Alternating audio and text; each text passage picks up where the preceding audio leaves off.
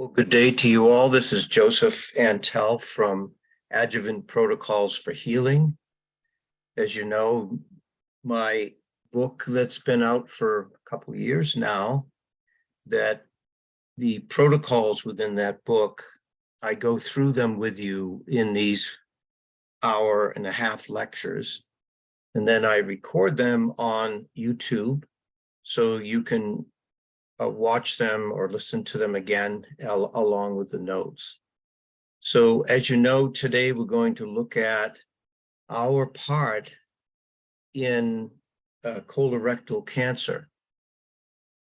Of course, as natural healers, we're not so involved with disease, but with the nutritional deficiencies that brought those circumstances on. And so our part in this is not so much to get involved with these extreme conditions in the body, but to create a foundation in ourselves, our family, and our clients that prevents these circumstances that are so detrimental to human health. The last month was Colorectal Cancer Awareness Month. I don't know if you knew that, but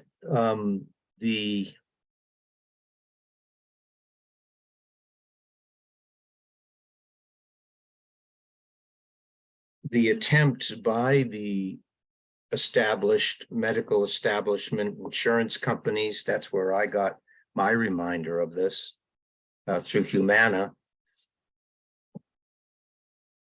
is helpful because it reminds people that to be aware of this. And we would think that to be aware of it in older people, but that is not the case anymore. And so that we're going to get into this today and look at some of the causes and the underlying malnutrition factors, malnutrition, inflammation, disease.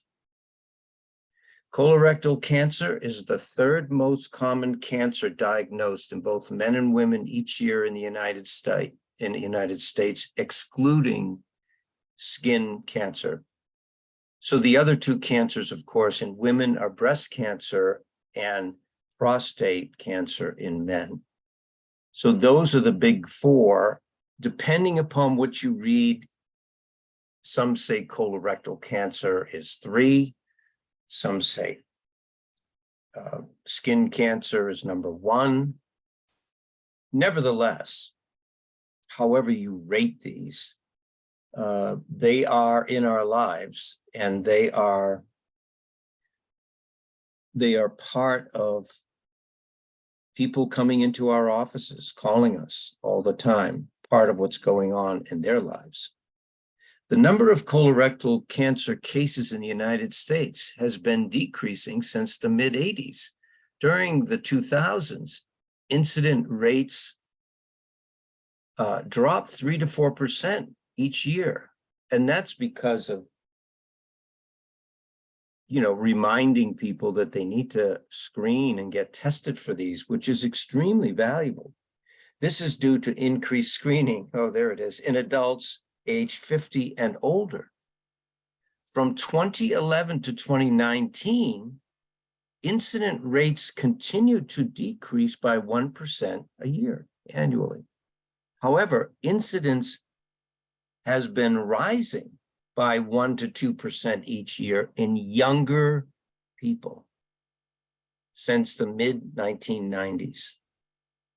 And you can look up this article information. Colorectal cancer is estimated to be the 4th most commonly diagnosed cancer in the United States among men and women from 30 to 90 years of age. Not us older folks. 30 to 39, Joseph. Yes. And colorectal cancer is found when colorectal cancer is found early, it can be cured, can be worked with. The death rate from this type of cancer in 2020 in the United States was 57%, almost 60% less than it was in 1970. One of the things that happened during this time was people stopped smoking. The awareness of cigarette smoke on the whole body, but particularly the colon. That's one of the biggest offenders of colon health, believe it or not. This is due to improvements in treatment, screening, which finds colorectal changes before they turn cancerous, and cancer at early stages.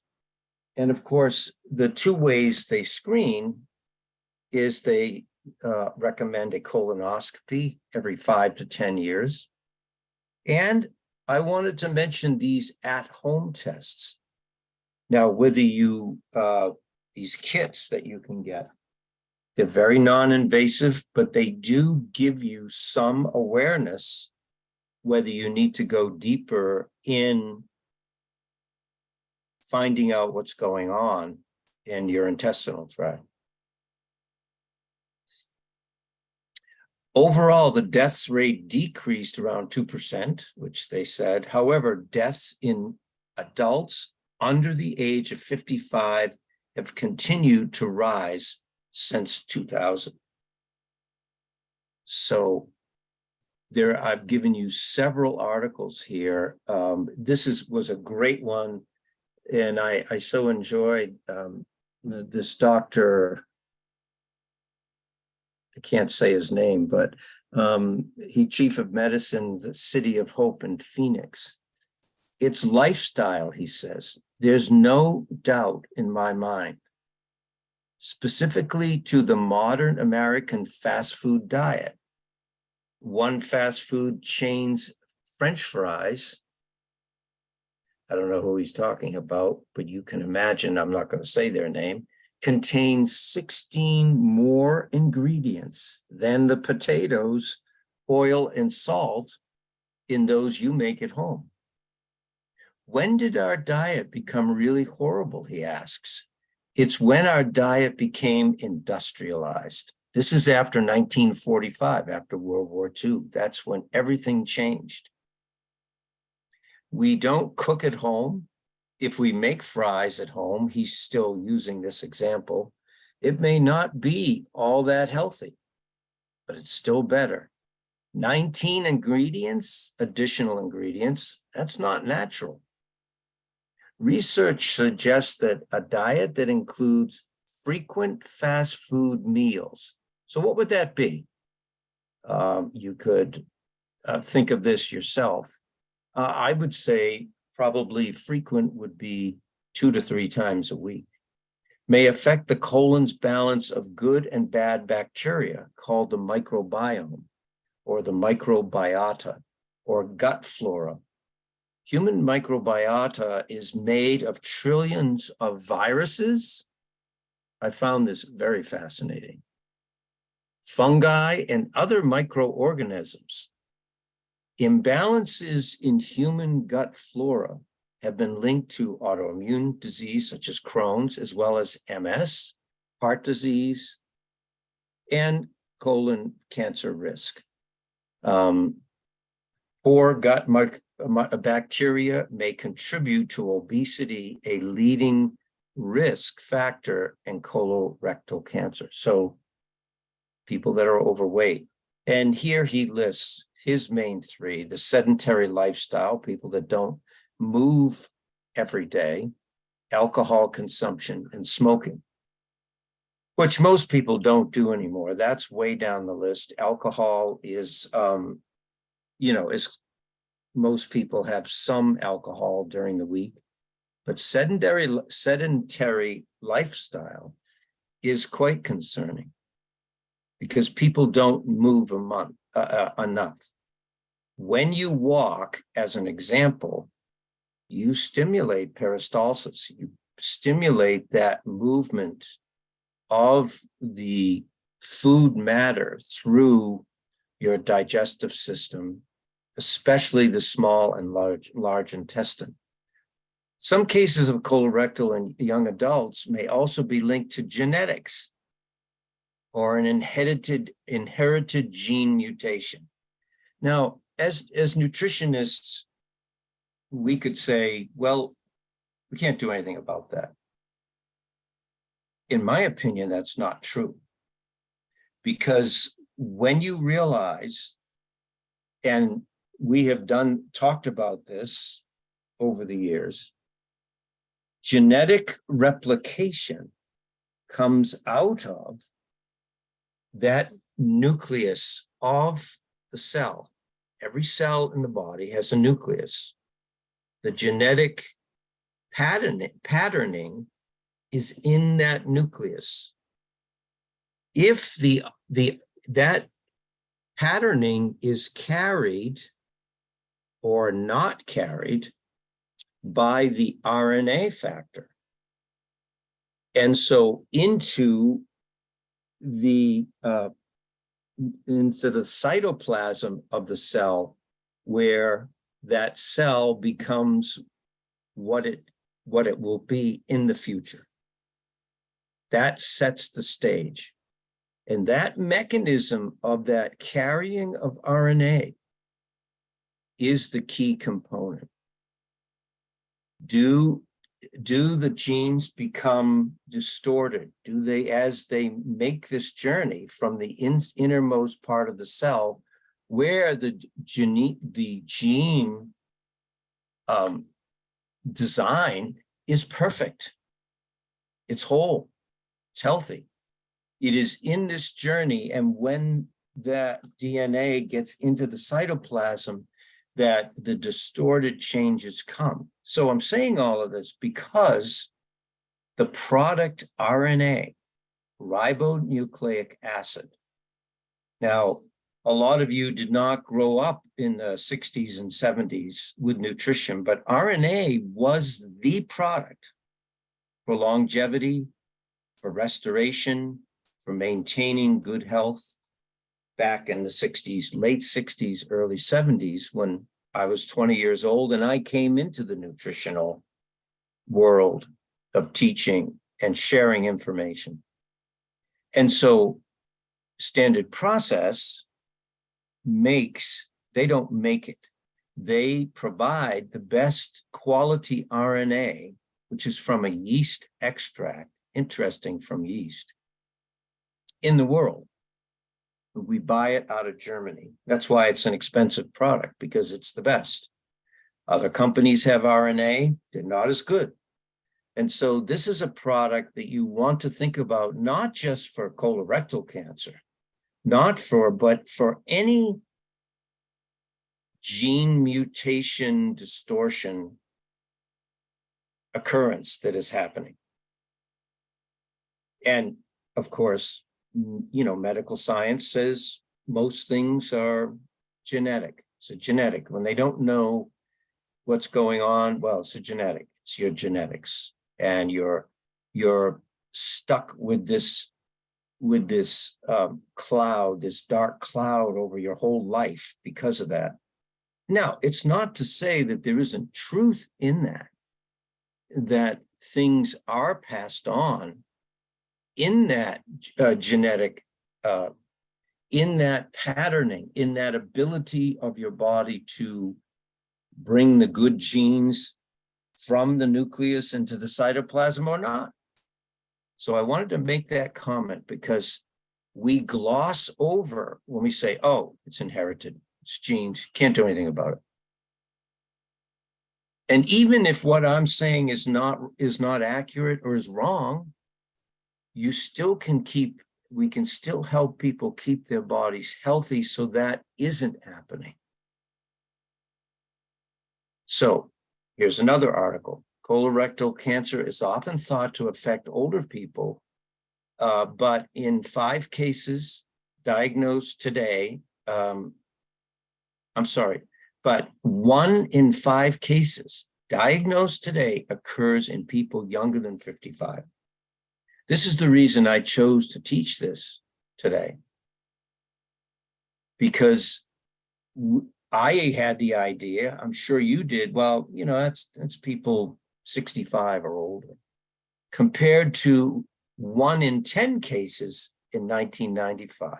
What's going on? Well, this doctor pretty much laid it out. It's how we're living. It's what we're eating. It's our environment, which I'll get to in a second. According to the recent study, American Cancer Society, there is no clear explanation for this trend. Well, I beg to differ. And I'm going to show you, as far as what I'm concerned, what's going on. A number of possible reasons, including, now they're saying environmental and genetic factors, low screening rates, and misdiagnosis in people who don't suspect cancer likely to play a role as well. Now, it is true that younger people say, well, I don't need that colonoscopy. I don't need to do that bi-monthly home test. I don't need to use diagnostics and have my stool checked twice a year to see what else is going on in there. I don't need to do that. I'm too young. That's changed. They're not saying that now. By these numbers, only tell part of the story, while overall cases and deaths have declined, especially among older adults.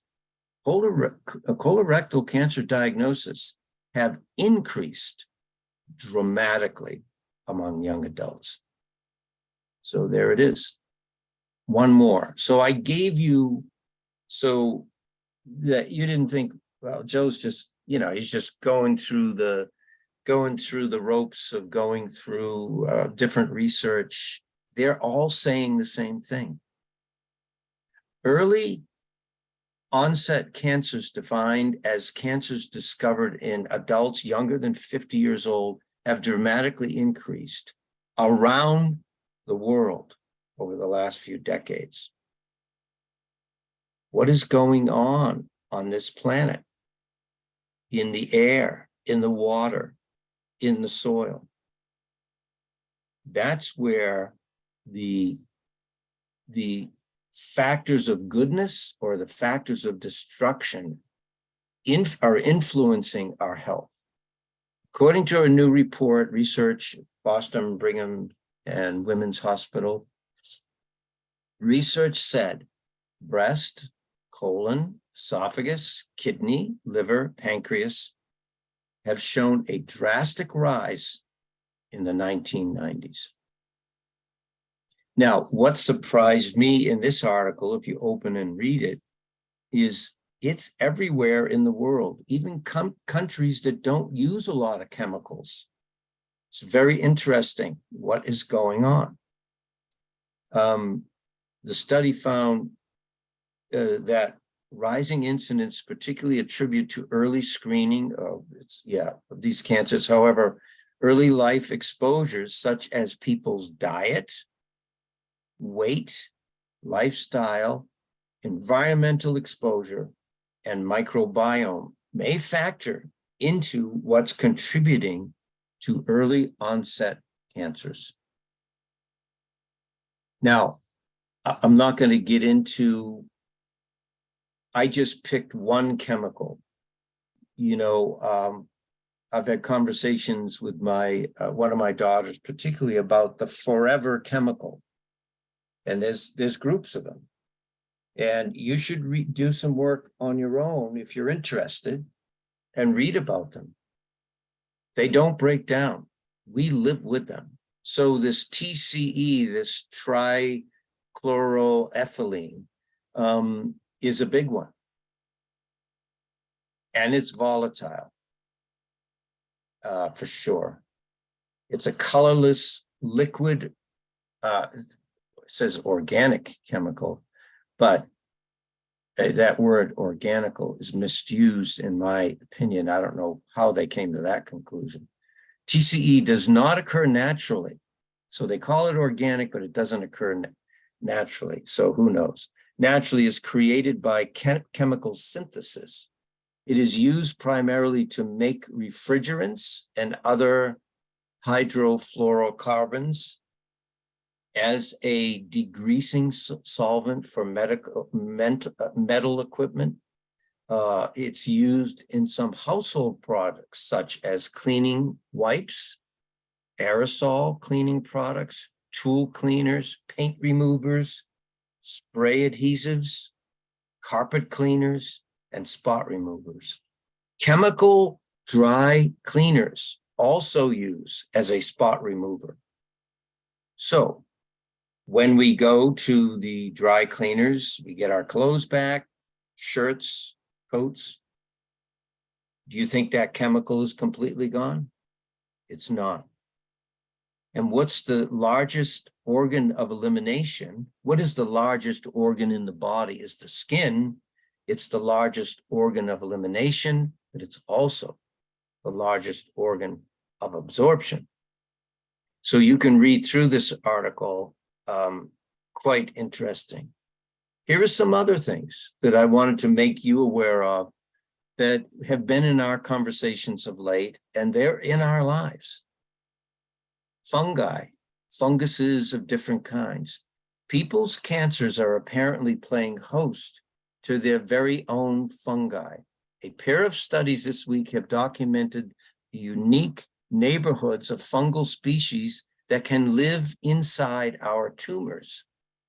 It's possible that these microbes may even influence how cancers grow or manage to fend off certain treatments. So this is why I return, as many of you do, to diagnostics. We need to find out if we have fungal overgrowth in our microbiome or yeast. Yeast and funguses, as the doctor said, are just are part of that. So keeping that balance of keeping it at bay is crucial. The evidence of fungi in most human cancers is both a surprise and to be expected. It is surprising because we don't know how fungi could get into tumors throughout the body. But just Lynn and I were in for IFNH, their weekend. It was wonderful. Weren't many people there, but the ones that were there, we had a wonderful time. Jeremy Kaslow was saying that they have found 100% in disc issues when they biopsy disc material. There's a virus. The herpes virus is in that disc material. This is according to Dr. Kaslow, medical doctor. 100%. So we live with these elements. We can't just try to get rid of them all. They're part of how we live as humans in this world. But it is also expected because it fits the pattern of healthy microbiomes throughout the body, including the gut, the mouth, the skin, where bacteria and fungi interact as part of a complex community. There it is. It's just what I was saying.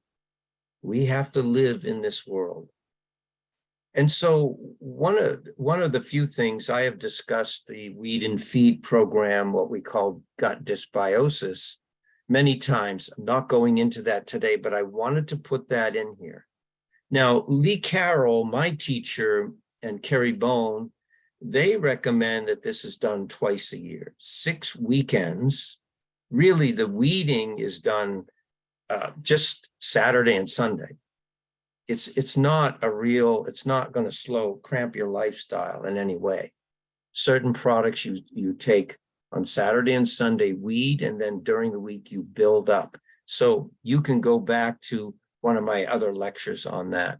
The one comment I would make is the gut flora complex that MediHerb makes is the key product to this weeding, to killing off these funguses, these yeasts and other things that don't belong.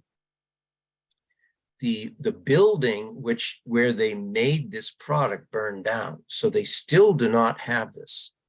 But Lynn Mayer, who helps me so much, even along with Ellen Lamolt, make these PowerPoints and gather this information and organize it for all of you. She reminded me of this substance from Thorn. Now, you may remember it as caprylic acid, but this is undecylenic acid, which is even stronger than caprylic acid. So that would be our replacement. And listen, people have used this. I've used this with clients. It's amazing. It cleans them out. So you have information on this, and you can go into some of my other lectures.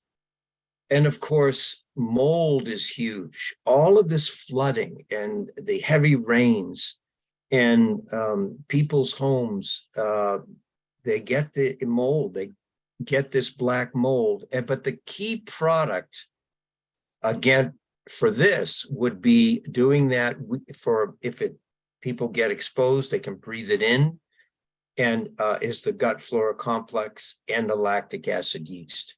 So I have these others here as the priority for supporting the body while you're trying to get rid of it. So that's why I made the priorities the way I did in this protocol. But these are your key products here, along with a couple others that Standard now has. And one of them is this new product, which I have not used, but Dr. Jeremy Kaslow mentioned in his lecture, this GI Adsorb. And this is the product that Standard developed that came out of Colorectal 2, which was the adsorbent. So of acting as a molecular sponge, think of it this way, where it takes in these substances and doesn't release them back into the body system, back into the colon to go into the bloodstream, etc. And he has been using this for fungal mold in clients very successfully. The other, of course, is Spanish black radish. Now, a lot of you may be aware of this product. This product, it was never said or written publicly, but this product was developed for colon cancer. Now, I can say that to you. I can make that claim. Standard would deny it, but I can tell you I was working for Standard when they developed this, and that was at least in the back of their mind, because sulfur is a substance. Remember, sulfur is a mineral. Calcium, phosphorus, and sulfur are the three most abundant minerals in the body. And so this is but the thing about sulfur is you have to be careful. You need the right amount, not too much, not too little. Lynn was reminding me earlier today that actually sulfur provides and opens 4 different pathways in liver detoxification. And some of what I read when I was working with gathering this information for you on colorectal cancer had to do with liver biliary, the inability of the gallbladder to provide enough bile and keep the bile thin enough, make it in such a content so that it can move these toxins through, help the body move these toxins through the body. All of these chemicals that we talked about. So this was a great article I found. I do want to read this to you and look at this. And this was I think this was by a chiropractor, actually. Wonderfully written. We've got the scoop on the miracle mineral you're probably missing out on, and it's organic sulfur. Now, so what would be your sulfur vegetables? Garlic, This Spanish black radish, it's completely a ground up radish that are huge, the size of a small bowling ball. You grind them up, and that's the product, which is very high in sulfur, and acts as a great stool softener. Doesn't give you the runs, just softens the stool, people with hard stools. So for starters, supplementing with organic sulfur comes from many surprising benefits. Now, remember, this first line is important because it has to be in a natural form. If you're using like MSM, yeah, it's from pulp, from the pulp industry, a derivative. Now, the MSM was huge in the early 1990s, and everybody was on it. It's too much sulfur. It's too toxic. So you have to be careful. This is why I emphasize Spanish black radish today.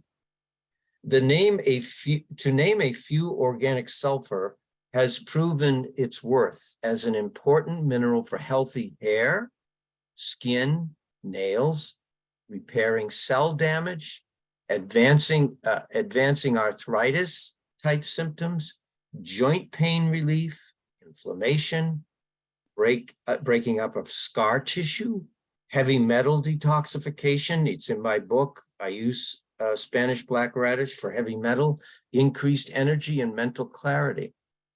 Research points out that bioavailable sulfur, this is why garlic over centuries has been used, from hypertension to all kinds of gut biome issues, is one of the most important trace minerals of the body. It is a nutrient found, I called it an enzyme. What did I call it? Yeah, it's a trace mineral, sorry. Yeah, nutrient found in living organisms, but is still extremely challenging to get sufficient amounts for your diet. Here is why. Things in our environment like glyphosate, herbicides, our fertilizers. So this is important, everyone. Here is where the pattern started in the Industrial Revolution. This is why colorectal cancer is number 3. This pattern has been developing for decades. And here it is, all the chemicals in our environment, and, other countries in the world now using these chemicals that have changed the chemical makeup of our soil, that strip the sulfur from the dirt. And this is why Standard Process has, their focus is to make sure that their organic soil, their certified organic farms, that anything that they grow inherently has things like this trace mineral. But this is the pattern. This is why down the road now, we are down the road as human beings on this planet. Now we're seeing it. We're seeing the final outcome of how we have tried to manipulate the environment with chemicals. In turn, there is a lack of naturally occurring sulfur in the environment because the plants are being raised in the depleted soils, no longer contain sulfur. Sulfur is now a missing key ingredient that is not present in our diet, leading to the inability of our cells to regenerate in a healthy manner and making it truly essential to supplement with organic sulfur. Our food supply is devoid of sulfur, leading to sulfur deficiency, quite common, and potentially contributing to health problems such as, yes, is sulfur deficiency contribute to obesity? According to this gentleman, heart disease, Alzheimer's, chronic fatigue, among many more. So this would be a great article for you to read through. I read through it. It's amazing how that one little trace mineral, the importance of it not being there is really contributing to all of these factors. So we know that pasteurization has taken place. Now, most of us can get raw milk, not certified organic, that type of thing that's in the store, because it's still pasteurized. So if you can get raw dairy, that is a huge plus in your favor in your life, and raw dairy substances. And because pasteurization destroys beneficial bacteria and enzymes, all the living food, vitamins, minerals, enzymes, probiotic bacteria, and various other nutrients is bombed with extreme high heat and left for dead. Left in its wake is a trail of lost vitamins and minerals, altered flavor and texture, and denatured proteins.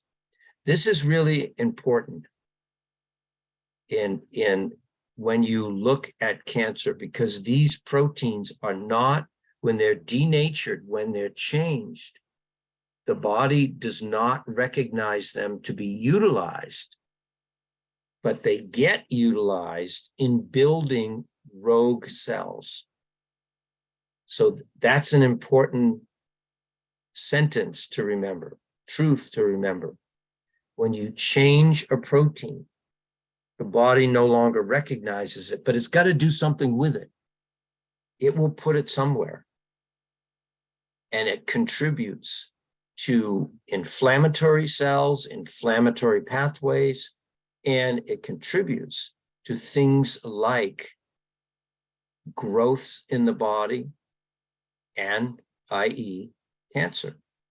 So these are the chemicals. I've gone over some of them with you.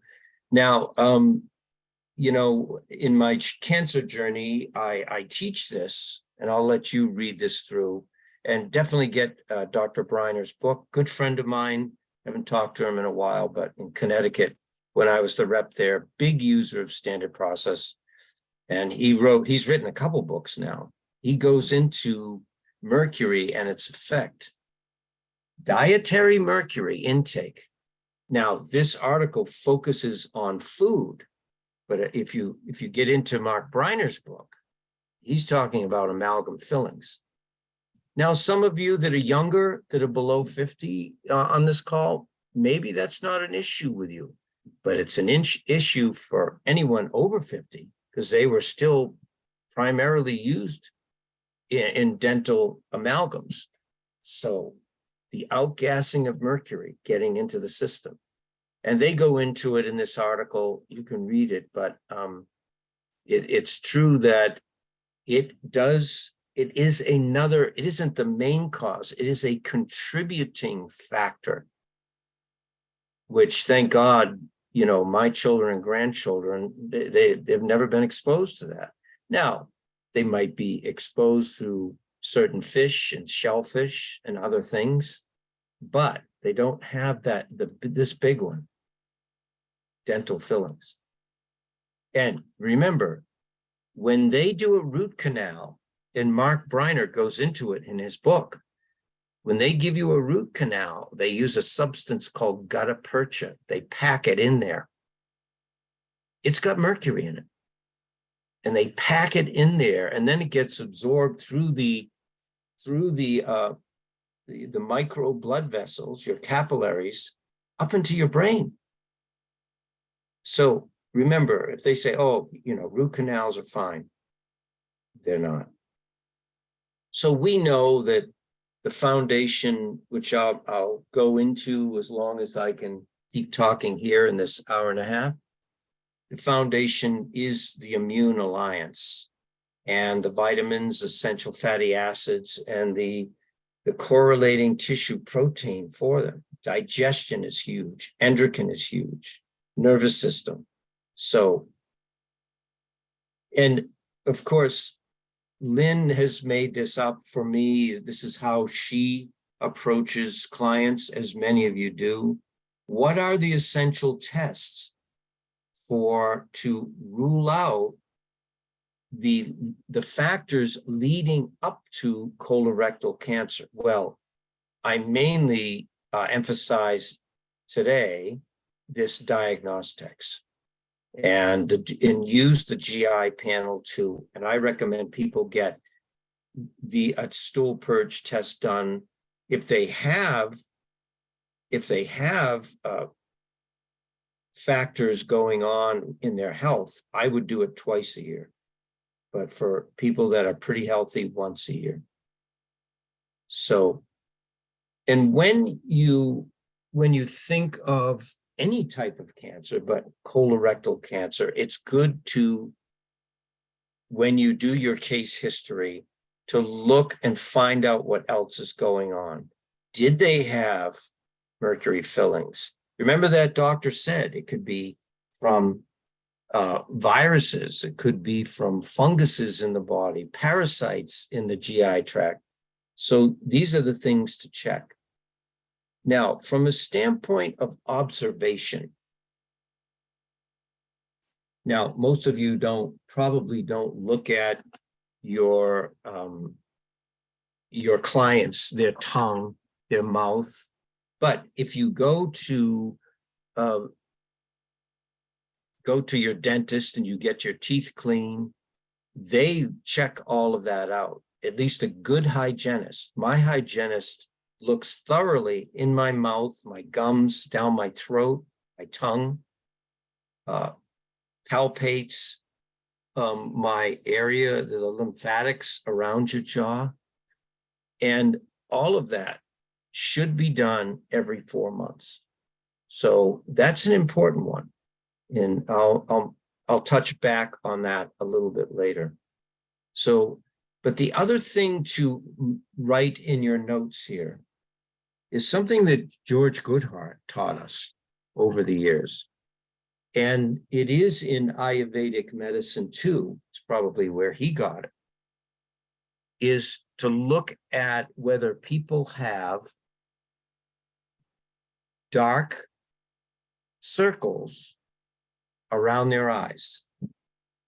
Some people just have it on the bottom of their eye. Now, I'm not talking about that puffiness.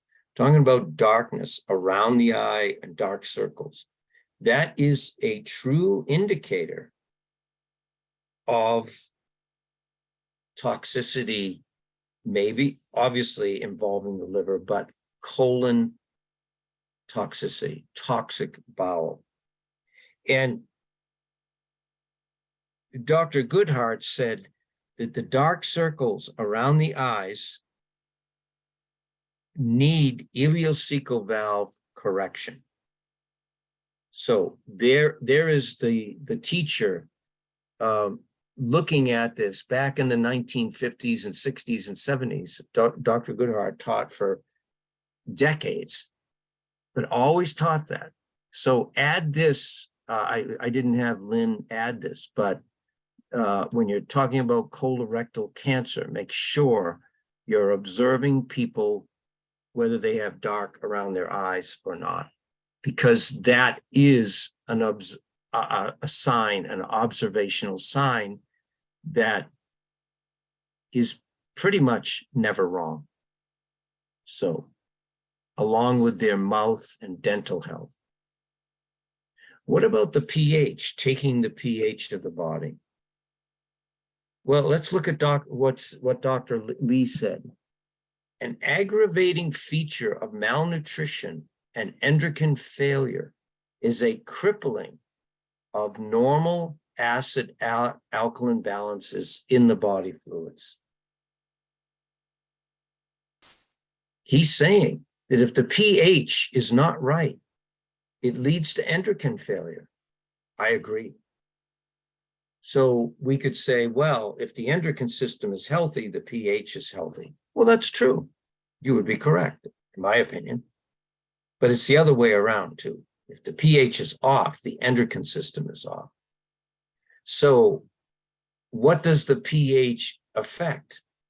The die-off of rogue cells creates an acidic environment. So then you're too acidic. So what do you want to be? You want to be in the balance point. Now, Mark Anderson just did a whole hour and a half yesterday on pH, not related to cancer, but related to colorectal cancer. Alkaline pH encourages rogue cell growth. So remember that the intestinal tract should be slightly acidic. So if 7 is neutral, 6.5 is where the intestine should be. Now remember, the small intestine is the beginning part of the small intestine is slightly alkaline, but the rest of the small intestine gradually, and there's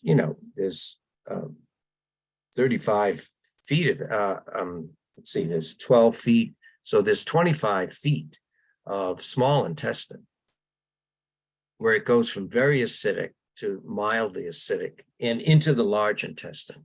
And this is really, the pathogen is nothing. The terrain is everything. And here is where that truth comes home more than anywhere else, is in colorectal cancer and the health of the colon. And so I'm not going to spend too much time on this, but remember, there are a number of studies. I pulled this one, and this is in my journey through cancer. Abnormally high intercellular alkalization. Let's just think of all of these alkaline water and how people partake and fill their bodies with this alkaline water. Now, granted, your blood should be slightly alkaline, about 7.3, but not 8.0 that these waters are and more. Abnormally high intercellular alkalization is a well-documented, I didn't make this up, everybody. This is well documented. You can look up thousands of articles like this one. Is a well-documented phenotype in tumor cells.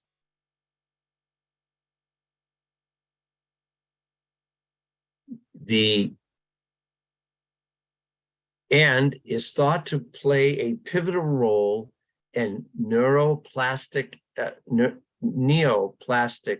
transformation. That is the conversion of inflammatory cells in the case of colorectal cancer, polyps, to cancer cells, and maintenance of neoplastic progression. For example, increased pH of tumor cells is associated with increased in vitro tumor growth. DNA synthesis, here it is again.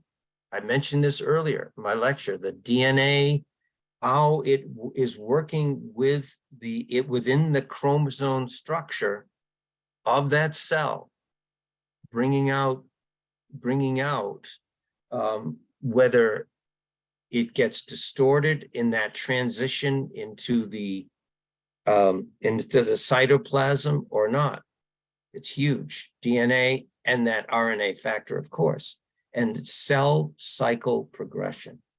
In addition, cytoplasmic alkalization is an important signal in controlling the rate of cell division and activation of DNA and protein synthesis. So you don't want to be too alkaline and you don't want to be too acid. You want to be at that balance point. Now, I've touched upon my cancer journey several times, and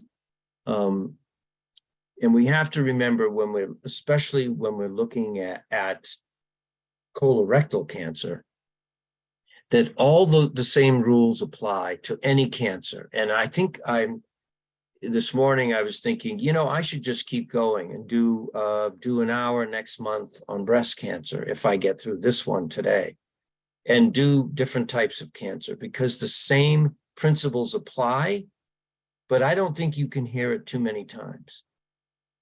Because having had cancer, having had a terminal cancer, I'm aware of it every day. Everything I put into my mouth, how I treat my body, I'm aware that I need to be careful more than others. And cancer isn't to be feared, of course, it's to be understood. And it is the aberrant result of faulty genetic expression, which I just went through, brought on by current and generational malnutrition, inflammation, and disease. So you can read this through. And now most of you have seen this, and I've shared this. I've written blog articles about it. It's in my book. I've been very open about my own journey. So in 2007, here was my cancer. They use a PET scan to see it. And this is cancer in my spleen. 2 years later, it was gone. So I'm not going to belabor this. And then they like to do PET scans every 2 years. So I had one done in 07, 09, and this is 09 and 11. They wanted to keep going, but I refused because I knew by 2011 that it was not in my body anymore. So what are the main factors with any cancer? Now, we'll get specific with colorectal cancer in a second, but any cancer is you've got to get sugar out of the diet.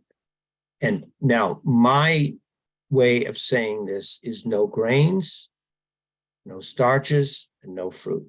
Now you could say, well, the average person, the Mediterranean diet, good grains, amaranth, quinoa, millet, organic, is good. And that is true. Starches, organic rice, organic potatoes, organic corn, if you can find it. That's all true. But for the person that has a lot of inflammation in their body, a lot of abnormal growths, and cancer, a history of cancer in their family, they need to be especially careful of all of these sugars. Forget high fructose corn syrup, just forget it. And this Dr. Quigley, which I've got his book in here, you can get it free on Saline River Press, was a surgeon and was curing people, helping them. Yep, he wasn't curing them, but he was assisting them in their lifestyle and successfully taking them off all sugar if the person was willing to do it. So, the whole technology, and here is Dr. Quigley's book. He was from Omaha, Nebraska. I wish he was still alive. I would have loved to have met him. He was a good friend of Dr. Lee's. So I'm not going to go through all these slides, but you have these. I want you to have these in your archives, in your notes. If you have a book of Joseph's notes, like some of you do, you punch holes and save these, you have these to refer back to. So, and you can read through all of these. When they do a PET scan, when they run a PET scan, they use a glucose substance and they attach a radioactive molecule to it. And that's then you go through the chamber of the PET scan, and the sugar goes immediately to the cancer. This is why we know that this is the number one problem, especially in the colon. It's especially related to colon cancer because that's where a lot of these sugars end up. Carbohydrate is not broken down sufficiently. And so that leads to it. But this doctor was explaining what I just did using the PET scan. This is a gentleman with bone cancer. And you can see Mark Anderson found this slide throughout his musculoskeletal system. It goes everywhere. That glucose, that radioactive isotope attached to that glucose molecule goes right to feed the cancer. That's what feeds it. And even related to, which is not our subject today, but I wanted to leave this in. This is a good article about how they're really saying that for Alzheimer's, this glucose factor is the tipping point for Alzheimer's. So one of the things, if you have clients that have a hard time with carbohydrates and sugar and they just can't stay away from it, is to use the product Cataplex GTF. Now, that name has been changed now, and I'm pretty sure it's called Chromium Complex, or some name. It's got chromium in it, because this product is our Standard Processes major source of chromium, which, if you think of sugar regulation, of course you think of liver, but you mainly think of pancreas. Chromium is the mineral for the pancreas. So remember, the vitamin, mineral, and like protein. The vitamin for the pancreas is vitamin B. The mineral for the pancreas is chromium. And then the like protein would be pancreatrophin. So, and again, Dr. Lee goes into this. And I would like to spend a minute reading his words. When you cook a protein, again, this is our society. We're so afraid we have to have our hamburgers fully cooked, nuked, or most of our meat, we overcook it. When you cook a protein, you destroy certain parts of that protein. The proteins are composed of what were known of chemically as amino acids. They're the building blocks of the protein. There's 22 amino acids in all. All proteins contain one or another of about 24. He's saying 24. About half of those amino acids are necessary to life. And about half of them are destroyed, which he'll go into here. The other half can be made up of other things inside the human body. In other words, some of the amino acids can be converted into others. Some cannot.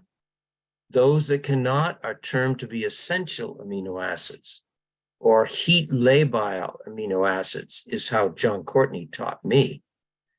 It is those essential amino acids that are fractions of foods that we cannot live without.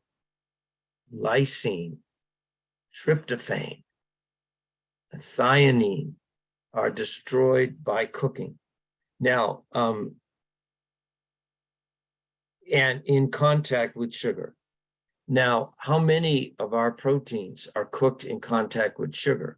Well, milk is one, and I showed you when they heat milk, the milk sugar comes in contact and it becomes a poison. That's why pasteurized milk is not a good food in large quantities. People take it, they take substances from milk.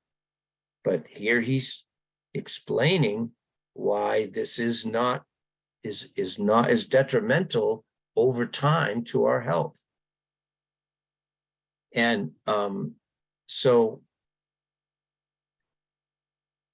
I wanted to make one other comment here. He doesn't have it here, but one of the other essential amino acids is tyrosine. So this goes back to endocrine function. Remember, you cannot make adrenal hormone. Remember, hormones are made out of fatty acids and amino acids. That's how the body makes hormones. But without the amino acid tyrosine, you can't make adrenal, you can't make thyroid, and you can't make pituitary hormone. Just a little aside there. The second big factor with any kind of cancer, but colorectal cancer especially, is you must have these two these two enzymes, trypsin and chymotrypsin. Now, the diagnostics, Lynn was telling me, diagnostics tests for the amount of chymotrypsin that is or is not in the body. So that's good to know, because these two come together. Now, I don't know why it doesn't test for trypsin, because if you're testing for chymotrypsin, you're essentially testing for the same, similar, the cousin to that enzyme. However, but so if you use the diagnostics, you can monitor that to see if you have enough or too little. And the whole thing, the whole significance of this relationship to cancer is pancreatic, and this was discovered in the 1900s. You can get Dr. Beard's book, The Enzyme Treatment of Cancer, and its scientific basis. Is these two pancreatic enzymes, if it's deficient, especially the enzyme trypsin chymotrypsin, have been observed since the 1900s in individuals that have developed cancer. In these cases, individuals were not producing any or enough of these two specific enzymes that target inflammation and abnormal tissue growth, not just cancer. All these growths that people get on their skin, these precancerous conditions for skin cancer, for the building up, coming out of trauma, or in prostate, in breast tissue, all of that, all of these different types of cancer, this principle holds true. If you don't have these, and these enzymes, you cannot break down rogue cells. Now, and here he says it, these enzymes secreted by the pancreas would inhibit and destroy the growth of cells made up of rogue proteins. Today, we know these abnormal cells, including inflammation throughout the body, as cysts, fibrotic lesions. That's basically what prostate cancer is, fibrotic lesions that turn to cancer, benign and cancerous tumors, and fibroid cystic condition in women's breasts, same thing. It's just a process of getting worse and worse. This prevents it. And how does it prevent it?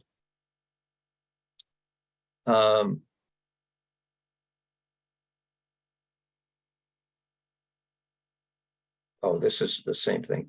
So, and there's more inflammation. Oh, how do they work? Here it is. So, trypsin acts upon a left. So this has to do with molecular rotation.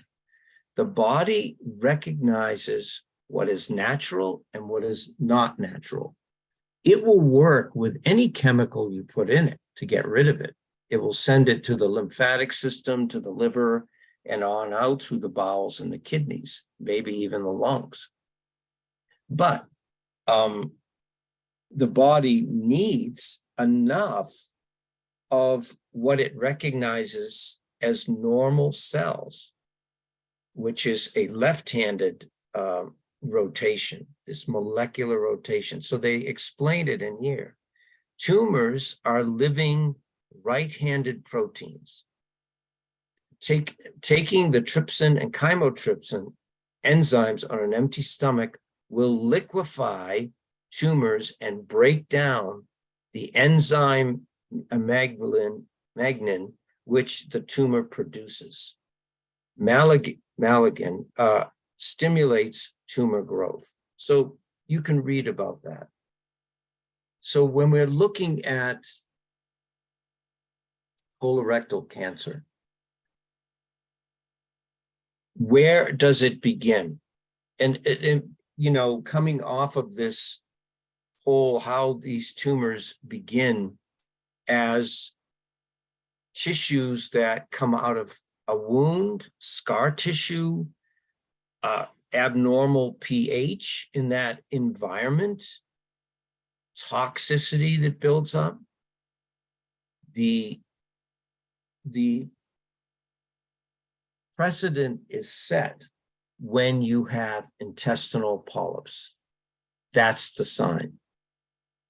That comes before and that's why when you do a colonoscopy, now home testing, by the way, for a cancer does not pick up whether you have polyps. You must have a colonoscopy, which you may or may not want to ever do.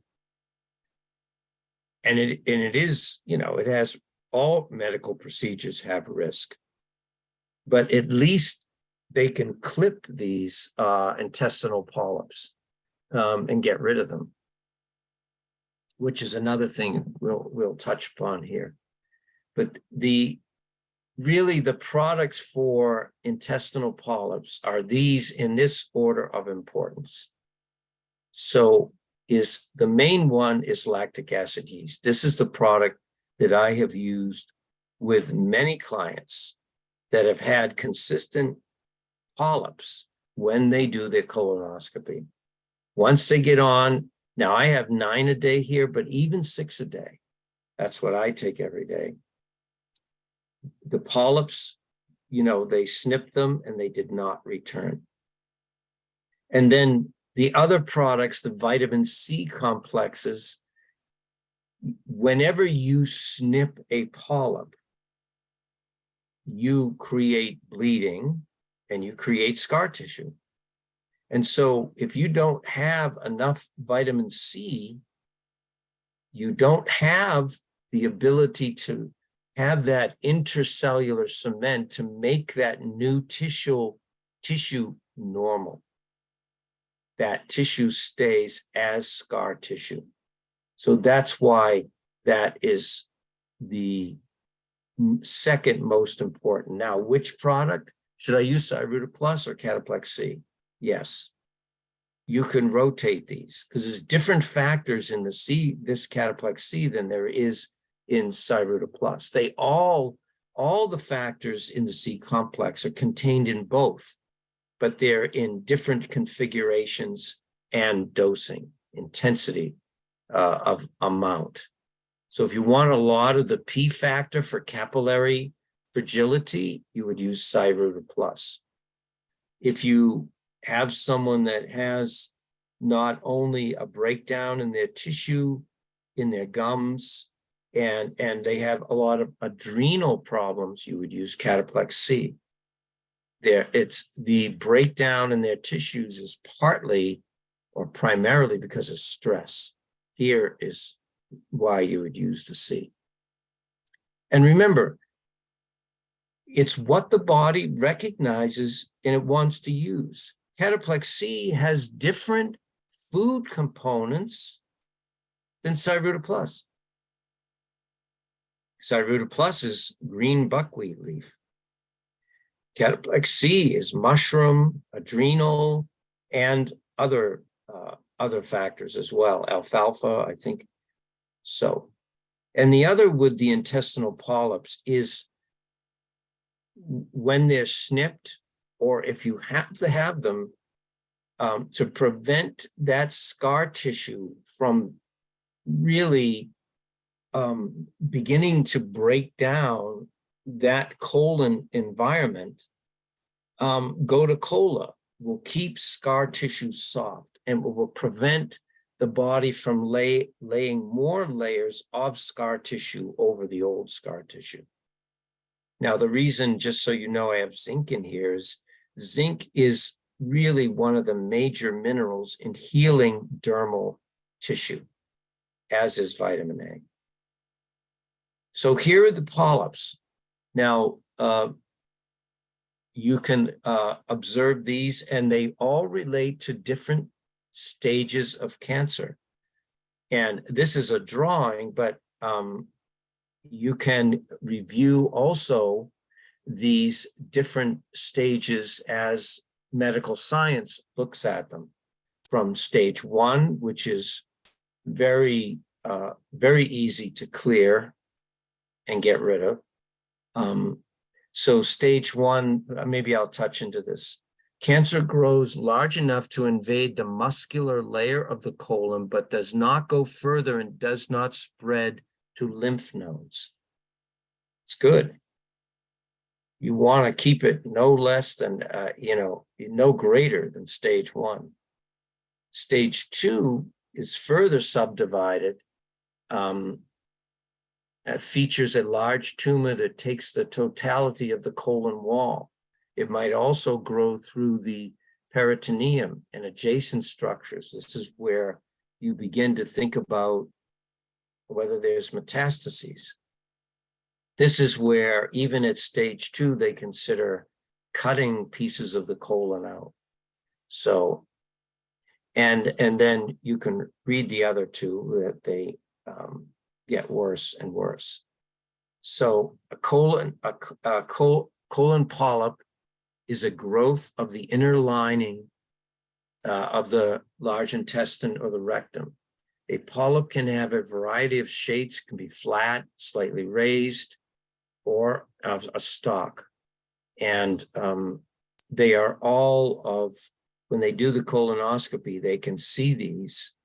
And so how do we get these polyps? Well, polyps are found in about 30% of adult population over 45. Polyp is a result of genetic changes in the cell. Well, we know, as we looked at earlier in the hour, it's not just that, but a lot of other factors as well, including environmental factors and lifestyle. Too many chemicals in our lives, excessive alcohol, no exercising, overweight, processed foods. So most colon polyps and early curable colorectal cancer do not have any symptoms, which is why screening is recommended, and I agree. Bleeding from the rectum, the last part of the digestive tract, enables stool to leave the body, which can be seen in the naked eye of detective. So remember, if you have bleeding, not fresh blood, that is usually from hemorrhoids, but unless you have excessive bleeding. But if you have bleeding that looks like old coffee grounds, then you definitely want to do something, or your clients for sure.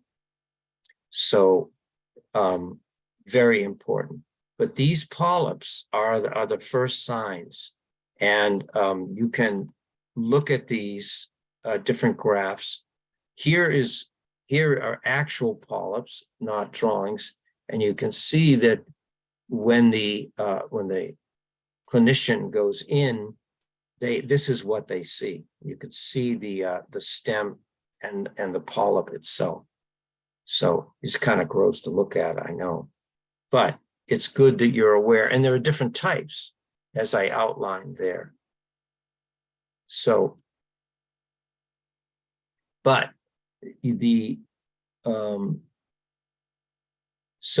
how do you get these? From a dietary standpoint, fatty foods, mainly trans fats or fried foods, red meats such as beef and pork.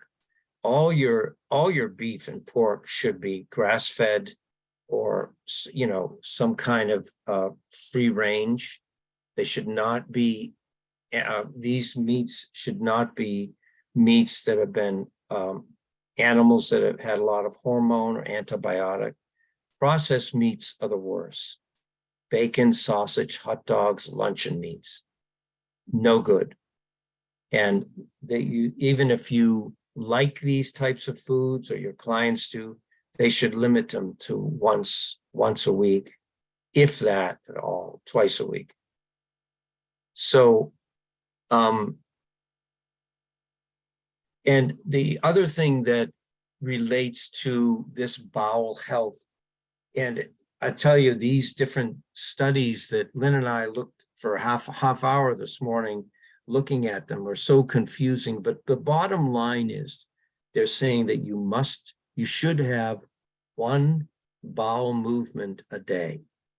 Now, in our discussions, we were saying that it should be in the morning, because that's when you get rid of the material from the day before, hopefully. and full evacuation. So this is the product, the Spanish black radish that I was telling you about. When you start taking Spanish black radish, you're going to have a full evacuation. If you're not, then go back to what I said about ileocecal valve. That's an issue there. You're not getting a full evacuation of the fecal matter out of your body. You're like, well, when I go, some comes out, but not a lot. That's not a good sign. So you want that. So they're saying that one bowel movement a day in this is that basically one bowel movement a day decreases the risk of colorectal cancer. And most of the studies that we found said that. So lactic acid yeast, has been around since, what year was it? 1940. Now, this is a product, it's a wafer, not a lot of, I would love to see it in a powdered form, because we could just take a tablespoon of it or two, put it in our shakes. But they make it in a wafer, and it is a type of mycelium yeast that converts that sugar that ends up in the colon that can feed polyps and further breakdown of tissue into cancer cells into lactic acid. That is the key. Now, Zymex is the other product along with lactic acid that makes that conversion as well. Remember, a lot of probiotic products do not make that conversion. In fact, I don't know of any that do. The other thing is that when you use any type of fermented food, which this is a type of fermentation, it feeds the indigenous bacteria, not necessarily when you use probiotics. And there's a lot of information that I didn't put in here about probiotics, that you shouldn't use too many of them because it's crowded. It gets too crowded in there of friendly bacteria. Now you could say, well, you can never have enough. Well, if you have too much extraneous bacteria that goes away in 2 weeks, that can crowd out the indigenous bacteria that you were born with from receiving the nutrients that it needs and the balance that it needs. So in the small intestine, this is Dr. Lee, which is alkaline by nature, the protein digestion is completed with the aid of trypsin. Here is trypsin again, everyone, breaking down these proteins. This is done by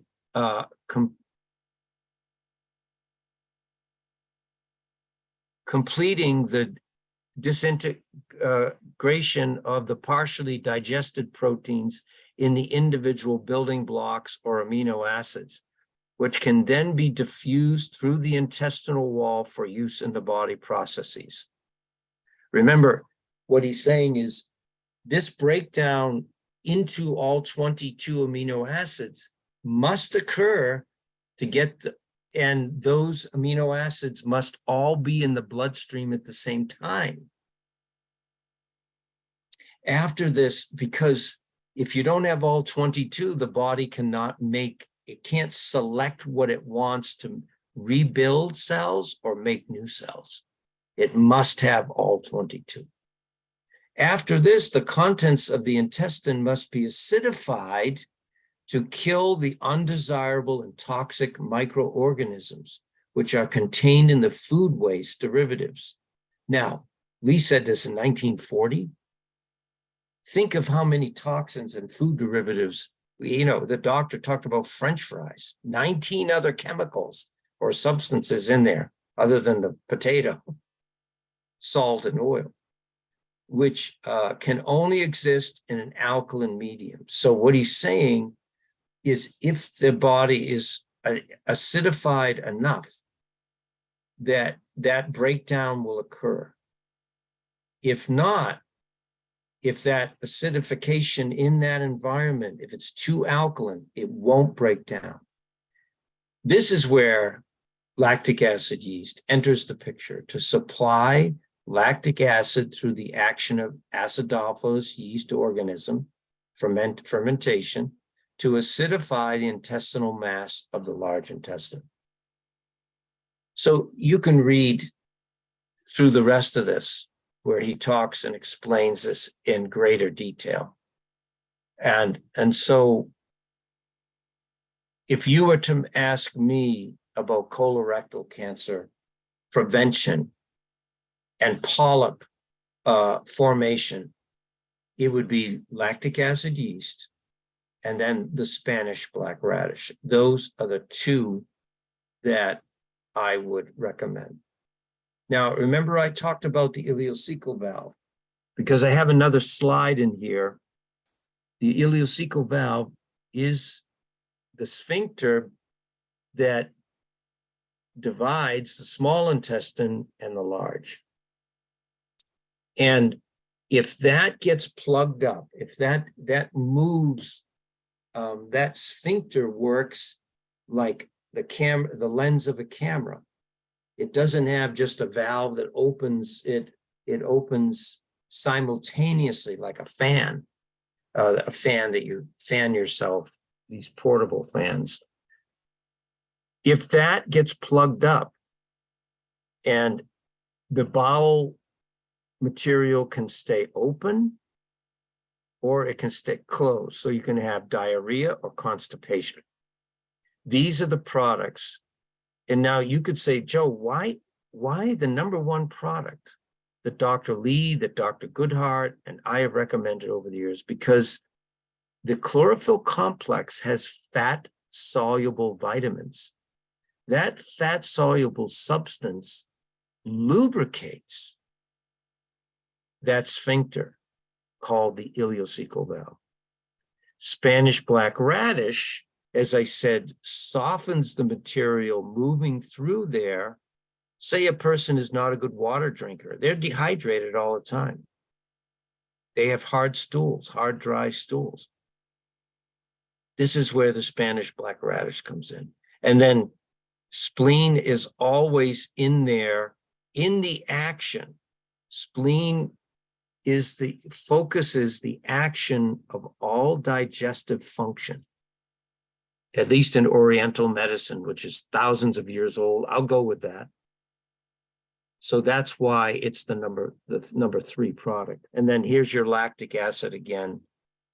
And why do I put Thymex in there with the ileocecal valve?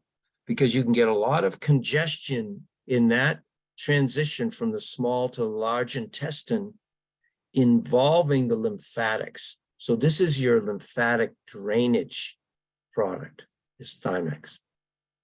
Now, fortunately, cancer of the whole intestinal tract, the small intestine, you don't see much cancer. And usually when you see it, it's right at that juncture of where the large intestine comes into the small intestine, from what I read.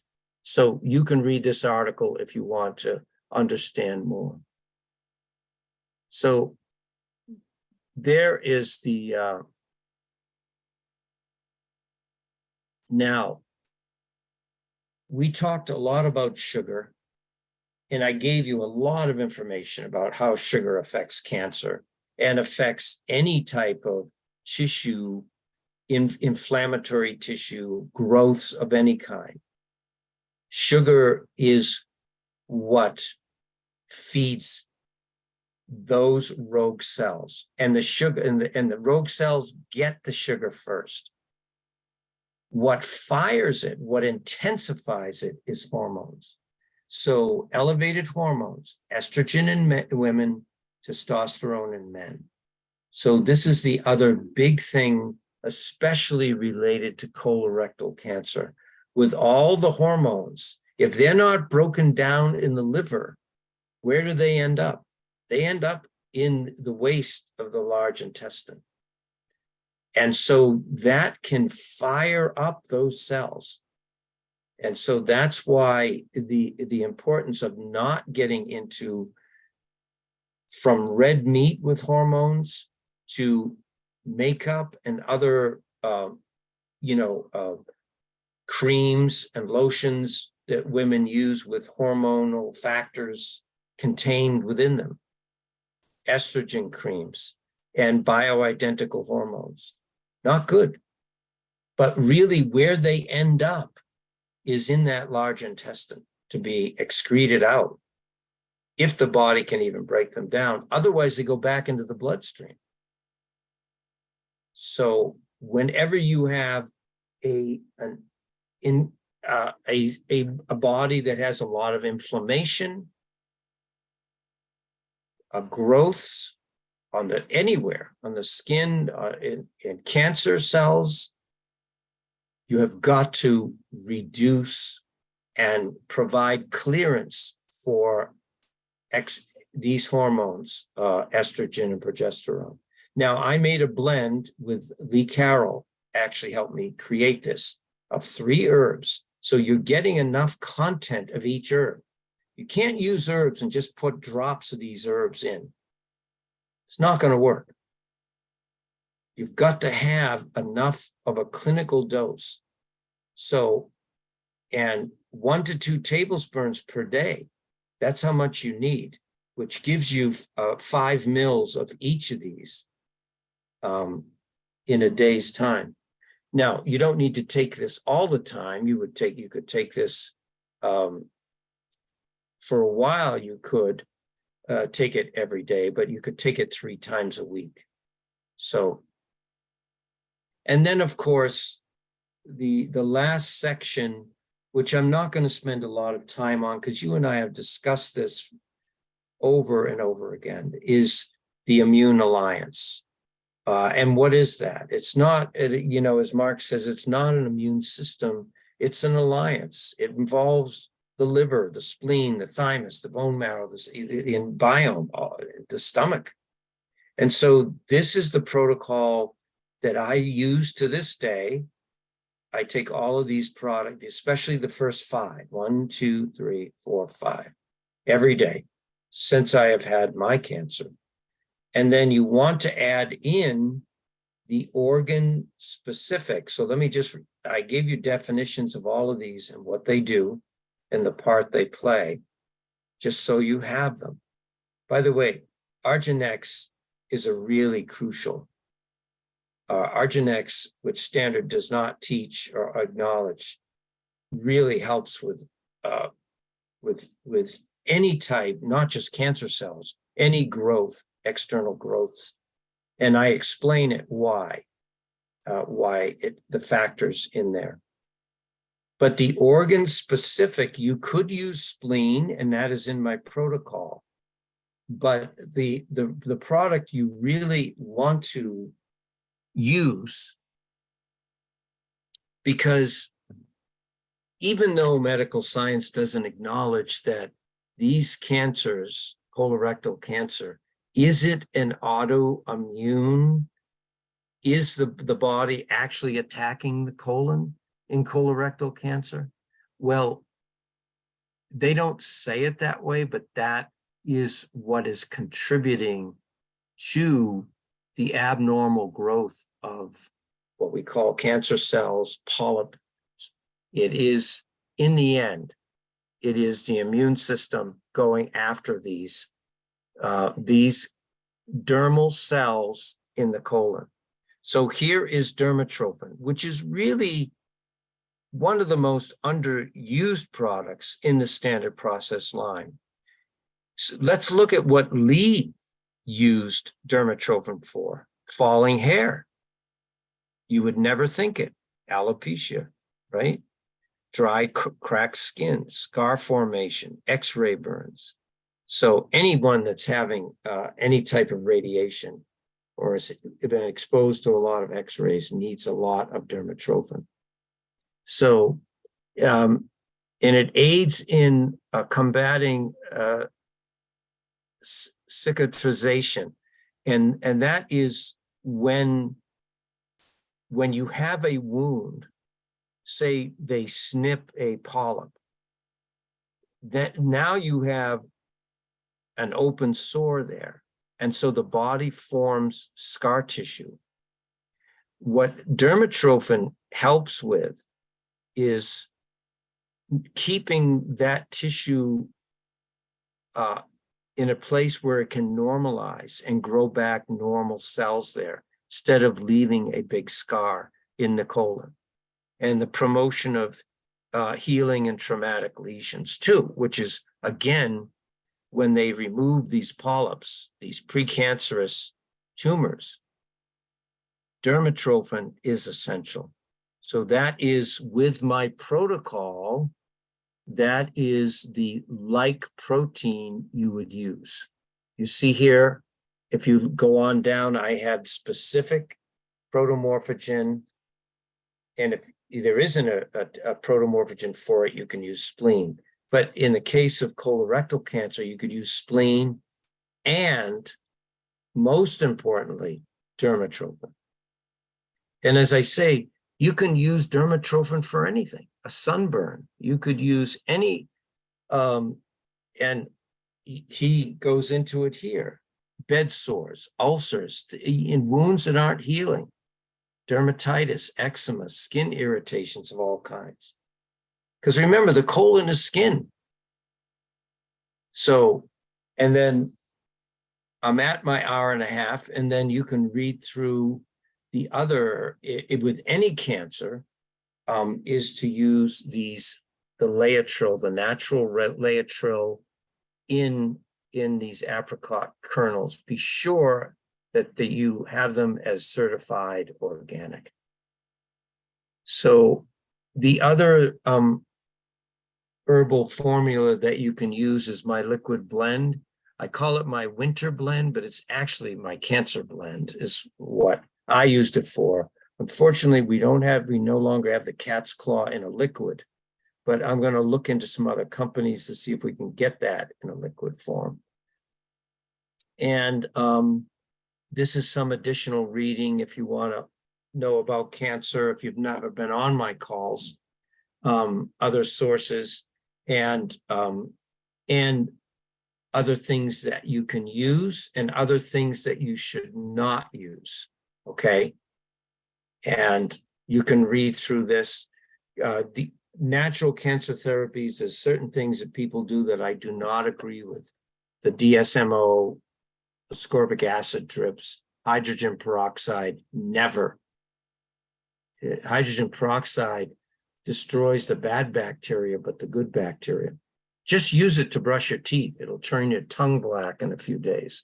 It's killing all the friendly bacteria in your mouth.